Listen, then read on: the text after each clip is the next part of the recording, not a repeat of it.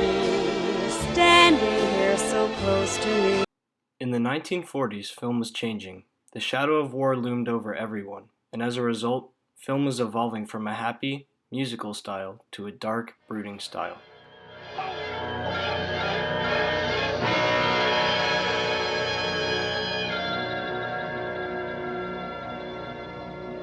Not only were the characters and settings changing, but so were the themes and tropes of film. According to Personality Disorder in the film noir Femme Fatale by Scott Snyder, film noir is identified by its cynical, nihilistic view of the world. Urban crime and corruption, along with a depiction of a demise of American culture, are its mainstays. Noir embodied the new mindset of people post-war and added a new sense of realism that had not been explored by film before. This new sense of realism changed the tropes that were often used and added some new ones. One of these tropes that was updated with film noir was the femme fatale. According to the web, a femme fatale is an attractive and seductive woman, especially one who's likely to cause distress or disaster to a man who becomes involved with her. In film noir's progressive portrayal of women by John and Stephanie Blazer, they describe the femme fatale as a woman that manipulates men in order to gain power. Clearly, the femme fatale was an evolution that was due to the new mindset of people post-war. In Double Indemnity, directed by Billy Wilder, we see a perfect example of the femme fatale with the character Phyllis Dietrichson. While Phyllis tries to appear innocent and honest to Walter Neff, she's really manipulating him to do whatever she pleases. Although the femme fatale wasn't a trope created by film noir, watching the goodbye baby scene in Double Indemnity and watching the living room scene in The Usual Suspects show how the mysterious, seductive, and often deadly characteristics associated with femme fatales are able to manipulate the flaws of the antihero. We're both right.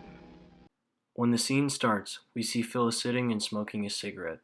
Cigarettes are a common object in film noir, and in this scene, they are used to build suspense and show how Phyllis feels like she's in control of the situation.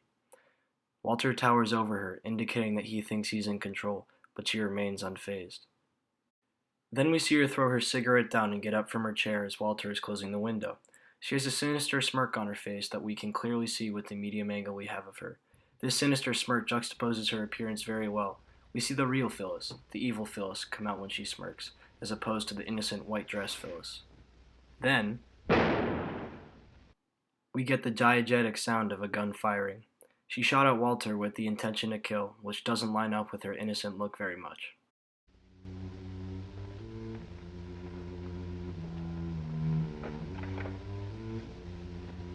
Why didn't you shoot again, baby?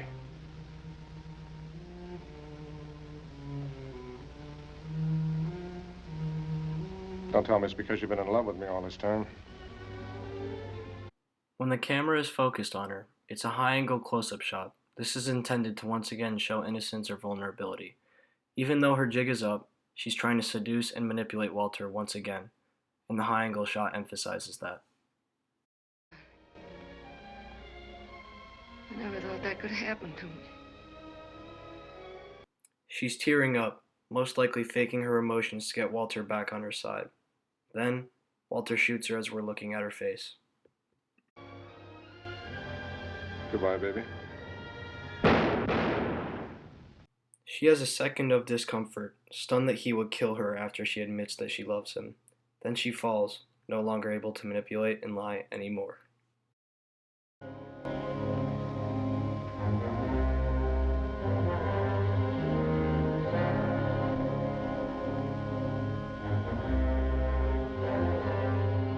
In The Usual Suspects, directed by Bryan Singer, the trope of the femme fatale is used once again.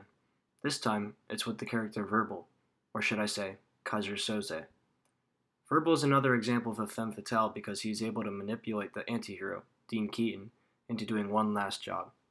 Before I play the scene, it's important to note that Verbal is only pretending to be a cripple in order to look more innocent and helpless to Dean. In reality, Verbal is the most dangerous one in the room. New York's finest taxi service. Bullshit. The scene starts with Keaton throwing Verbal against the wall in a close-up medium angle shot. The director chose this framing here to advocate for Verbal's point of view. He's visibly on the defensive while Keaton questions him. This is all part of his manipulation tactic to make Keaton think he's weak. His name is Redfoot. I never heard of him. You have to come. What's the deal whether I do it or not? They don't know me. You do. They won't take me unless you go. Look at me. I need this. Oh, you're telling me you don't need this? Is this your place? He even lets Keaton hit him. I'm going with this lawyer. Oh! Which Verbal makes Keaton regret doing almost instantly. This manipulation clearly works, as Keaton soon agrees to the heist. 3 million. Maybe more.